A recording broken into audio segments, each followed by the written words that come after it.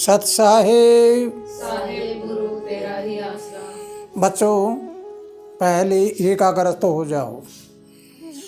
अपने मन को एकाग्रस्त करके और अपने अंदर अच्छी विचारधारा पैदा करो और सबका भला हो, सबका भला हो, ऐसी विचारधारा बनाओ। अगर आपके दिमाग में ये बातें बैठ जाती है कि सबका भला हो, हम सब संसार के लोग एक पिता के बेटे हैं, एक घर से आए, एक घर में जाना है, तो फिर हमारी मनोवृत्ति है वो बदल जाएगी और हमारा मनोबल मजबूत हो जाएगा। मनोबल मजबूत होने के बाद हमारा हर कार्य अपने आप सिद्ध होना शुरू हो जाएगा और साथ ही हमारी बुद्धि के तार प्रकृति से जुड़ जाएंगे। और जहाँ प्रकृति से तार जुड़ जाते हैं तो असंभव का ये भी संभव हो जाता है। तो बच्चों, पिछली वीडियो में आपने सुना था सूर्य चंद्रमा के बारे में, मन और आत्मा के बारे में। आज हम जानेंगे कि आत्मा का सूर्य के साथ मिलान करो और मिलान करने के बाद में आपको पता चलेगा कि हमारी आत्मा सूर्य के साथ मिलान करने पर हमें क्या ज्ञान होता है और हम सूर्य की तरह कैसे चमकने लगे। तो आइए ज़रा जानिए कि जैसे सूर्य पूर्वी ईशान में जाता है, कब जाता है? ये जून के महीने में पूरी तरह ईशान कोण में जून के महीने में सूर्य जाता है। तब क्या होता है? सूर्य बड़ा मजबूत होता है और इसका सूर्य का चलन है वो आकाश में उत्तर दिशा में होता है, उत्तर की ओर ऊपर आता है बिल्कुल, और इसका ताप बहुत तेज होता है। इस प्रकार ये जब ईशान कोण में जाता है तो ये गुरु घर में चला जाता है।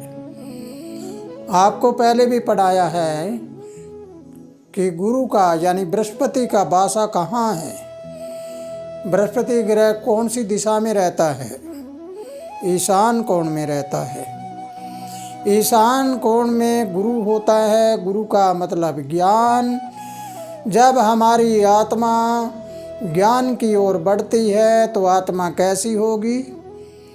आत्मा एकदम से मजबूत होगी, यानी आत्म बल मजबूत हो जाएगा। इस प्रकार सूर्य के साथ मिलान करके देखने से हमें पता चला कि पूर्वी ईशान में जब सूर्य जाता है तो ईश्वर कोण में यानी गुरु घर में उसके नज़दीक चला जाता है तो सूर्य का बल मजबूत हो जाता है। इसी प्रकार अगर हमारी सोच यहाँ पर आ जाती है और हमारा कनेक्शन गुरु घर में चला जाता है, हम ज्ञान की ओर बढ़ते हैं, तो फिर हमारा आत्म बल मजबूत हो जाता है। इससे आगे चलिए कि जब सूर्य पूरब में होता है, जब पूरब में होता है तब ये द्विभाषी होता है। द्विभाषी का मतलब होता है कि कुछ इधर की बातें और कुछ इधर की बातें, दोनों तरफ की बातें होती है। अब दोनों तरफ की बातें होती है तो इसके बारे में हमें पूरी तरह से समझना होगा कि सूर्य 9 अक्षांश उत्तर में और 9 अक्षांश दक्षिण में जाता है पूर्व से। तो बीच बिचाले हो गया। बीच बिचाले का मतलब कुछ एक बार हाँ होता है, कुछ एक बार ना होता है। इससे आगे आपको बताऊंगा कि हमारे शरीर और हमारी आत्मा पे प्रभाव कैसे डालता है ये। अब ये हो गया द्विभाषी कहाँ पर?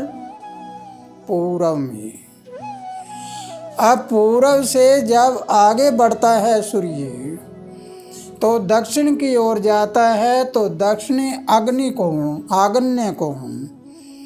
आग्नेय कोण की ओर जाता है तो 9 अक्षांश आगे चलता है तो दिसंबर के महीने में सूर्य अग्निकोण की तरफ जाता है और वहाँ जाता है तो ये दक्षिण की ओर आकाश में अपनी यात्रा करता है। अब हमें सोचना और समझना यह है कि दक्षिणी अग्निकोण में किसका वासा होता है, कौन सा ग्रह होता है, शुक्र ग्रह होता है। अब सूर्य शुक्र ग्रह की ओर जाता है तो शुक्र क्या चीज़ होती है? शुक्र हमारे शरीर में जलीय ताकत होती है, घर में लक्ष्मी होती है, गृहस्थ में देखते हैं तो पत्नी का रूप होता है। इसी प्रकार जब सूर्य यानी आत्मा दक्षिण में चली गई तो फिर कमज़ोर होगी या बलवान होगी? फिर आत्मा कमज़ोर हो जाती है। अब हमें दोनों तरफ के बारे में जानना है कि ये 4 प्रकार की बातें होती है। जिन 4 प्रकार में हम देखते हैं तो 3 प्रकार के लोग संसार में होते हैं। पहला चर, दूसरा द्विभाषी, तीसरा स्थिर और चौथा वो होता है जो इन तीनों से ऊपर रहता है। जहाँ सूर्य चंदा नहीं पहुँचते वहाँ हमारा ये ब्रह्मांड है। तो बच्चों, अगर ये बात आपको समझ आई है तो ये अग्निकोण है, ये मायावी है। माया के जाल में ये आत्मा फंस जाती है। इंसान जब माया जाल में फंस जाता है तो अपनी आत्मा को उसमें लिप्त कर देता है। अब हमें जानना है कि ठीक इसी प्रकार आत्मा कभी गुरु शरण में चली जाती है, कभी द्विभाषी बन जाती है और कभी स्थिरता में आ जाती है। अब हमें तीनों चरणों के बारे में ज्ञान करना है और समझना है कि तीनों प्रकार की जो बातें हैं ये कैसे होती है।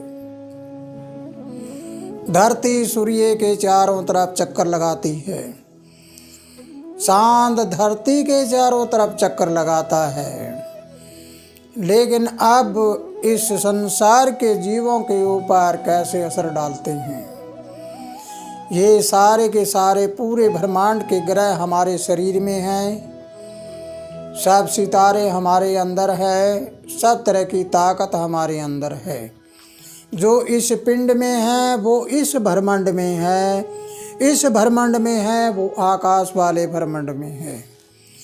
तो बच्चों, अगर ये बात आपको समझ आ जाती है तो जब आप माया जाल में फंस जाते हैं तो इसका मतलब आपकी आत्मा नीचे चली गई।